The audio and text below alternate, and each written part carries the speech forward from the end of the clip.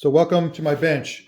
Today would like to review some very handy and helpful workbench appliances that will help you get the most from your bench. So this is my bench. I've had this bench for about 15 years and it gets used for all kinds of tasks.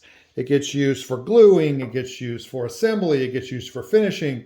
I machine parts, I do joinery at my bench, I design things at my bench. It's actually even a outfeed table to my table saw. So my workbench is the most used tool in my workshop, and it is the most valuable tool that I own. So I'm going to show you some things that will help you get more out of your workbench, things that I have found to be very helpful for me.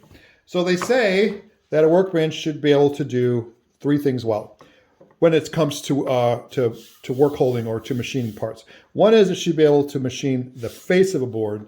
The other, it should be able to machine the sides of the board or hold work pieces to do the side of a board. It should also hold work to do the ends of a board. So that's why the first thing that every workbench should have is a good vise. So this is a vise made by Pony Jorgensen. Pony Jorgensen has been in the business since 1903, so they know a thing about making vices. They've also made clamps and a bunch of other workbench accessories. This is a nice vise. I wanted to do a video about this because I know sometimes when you buy things online, things aren't as they appear. You order it and you think it's a robust vise and you get it and it's a toy. This is actually a nice vise. It weighs in about 12 pounds. It's got 9 inches of space here, opening at 9 inches. So with wood jaws, you can get 7.5 inches.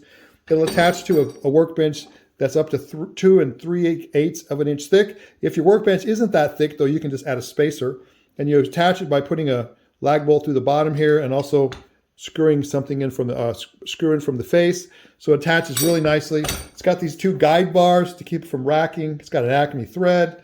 It's got this bench dog that retracts or that extends and retracts. That's friction fit, so it can be set at any height you want. This would make a really nice addition to any vise or to any bench. And first place you should put one is right on the face of your bench. Now, if you're left-handed like me, you put it on the left side. If you're right-handed like me, you put it on the left side. If you're left-handed, you could put it on the right-hand side, and that would be a really good addition to a bench. Now, the other thing you could do is you could actually put one on the end of your bench and use it as an end vise. Traditional end vises are very expensive. They're very difficult to install. A lot of times they sag over time. So this would make a nice, really easy way to put an end vise on your bench. And then you could actually just raise your dog up and you could clamp things, along the lengthwise of your bench between this and a bench dog. And that would be a great addition to a bench. If I had room on mine, that's what I would do. I just have limited space in my shop and don't have enough space on the end to have another vise. So that's a great addition. This is the Jorgensen vices. These are actually a closeout from Jorgensen. We're having them on special deal while supplies last. There may be some more when these are gone. I can't guarantee that. If we run out, go ahead and sign up on the web page and we'll notify you by email when there's more in stock. We also have another light duty vise. This is like in the mid-20s, $20 range. This is also a really good vise. You can attach this to a small bench or even to a sawhorse. This would make a nice addition. We also have very limited stock on these. So when they're gone, they're gone. Another thing, so when you have a vise, you can machine parts, the edge of parts. So that's what I would do here. Like I could put a board in my vise here and I could work on the edge of this board. Plane it or route it or chisel it, whatever I want to do. I can also hold parts vertically and I can work on the end. Another thing that I did on my vise is I extended my jaw on the right side about 3 inches more than on the left, so it actually has a reach to one side, which is really nice. So when I can put this here, but see it pivots there? That's why I've also drilled holes in the side of my bench. My bench is about 3.5 inches thick, and I have holes coming in from the side, and that way I can use one of these quick adjust vertical workbench clamps. I can slip into one of those holes, and I can tighten it down. Actually, I can put my board here, I can put one of my quick adjust vertical workbench clamps, and I can tighten that down, and that wedges in there. Now, this board is really secure because I got 2 points of contact. So that's another thing that a vise can do in conjunction with one of these quick adjust vertical workbench clamps. So that's also helpful. Another thing that's really helpful when you want to work the face of boards is to have a plane stop. So what I have here is just a piece of wood, and I've taken that piece of wood and I've put some slots in it. And I take, and right in the middle of these two slots, I put a hanger bowl in my bench. And then I put this nice little knob here, so I can loosen the knob and I can raise and lower my plane stop. That gives me something for my boards to push against. So if I'm just planing, pushing this way, this plane stop keeps the board from shooting off my bench, and that's all I need. If I want it to be held more securely, I can use one of these adjustable bench dogs. I can drop it in the hole, and I can adjust it, and I can get that board to pinch against this plane stop. Now this board is held very securely. Another nice thing about these adjustable bench dogs is that they're designed to be low profile so that you can work on 4/4 stock and you won't hit this clamp. So this is a great appliance to have. I use this thing all the time. I have a couple of these laying around, and I cannot tell you how many times I reach for these.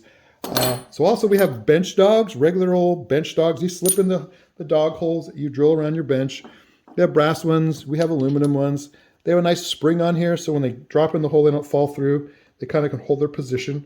We also have some longer ones for thicker benches, but they're not just for thicker benches. So like I have one over here. Sometimes my bench is about, like I said, 3.5 inches thick. These are 4.5 inches long. So when I push it flush, it pops out the bottom. So when I want to raise it up, I just hit it and it raises up. Then I want it out of the way, I can push it down.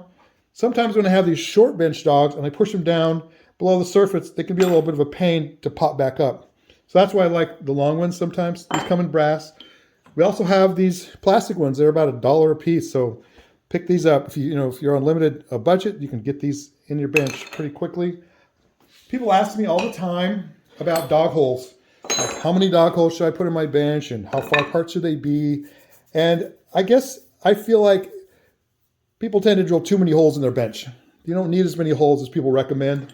I have a set of holes along the front of my bench. I have a row of holes along the back. I also have a row of holes along the side here that's in line with my retractable bench dog. I only use these dogs in the front. Literally, I rarely ever use the other ones. So if you just drilled one whole row of dog holes, you would be fine. These are about 3 inches from the edge of my bench, which I like because they're kind of close to the edge, 4 inches apart. Works for me. So what I did to drill my holes nice and straight is I made this little jig. I took a little bushing here. It's 1 inch outside dimension, 3/4 inside dimension. I drilled a 1 inch hole in this piece here, and this bushing just press fitted in here, which is great. And then I just put a little fence on here, screwed a fence on here. So now I can just set this against my bench and clamp it in place.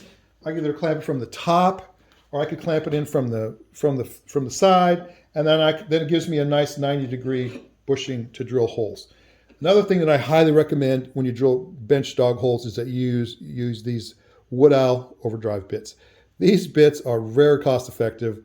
They drill a smooth hole. They require less torque. The hole's clean, and they don't blow out the backside, which is so important. These are a game changer. I really wish I had had these drill bits when I drill the holes in my bench. I wanted to show you one more use for these quick adjust vertical workbench clamps, and that is if you need to secure a board tight to the bench. They have these little serrated tongues. You can actually drop these in a dog hole. And then when you tighten these down, they wedge in the dog hole and they hold the board down super tight. If you really want to hold the board down, you get two of them together, and this thing is not going anywhere. So these things work great. You can use traditional holdfast, but traditional holdfast have to have a top that's at least 2 inches thick, and it can't be thicker than 4 inches for it to do its wedging thing. And sometimes they just don't work. But these things are great because they'll work in tops as thin as 3/4 and then tops of unlimited thickness. So there you have it.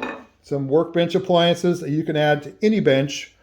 Vises, adjustable bench dogs, bench clamps, whether they're brass or plastic, and these quick adjust vertical workbench clamps. So pick these up at taytools.com.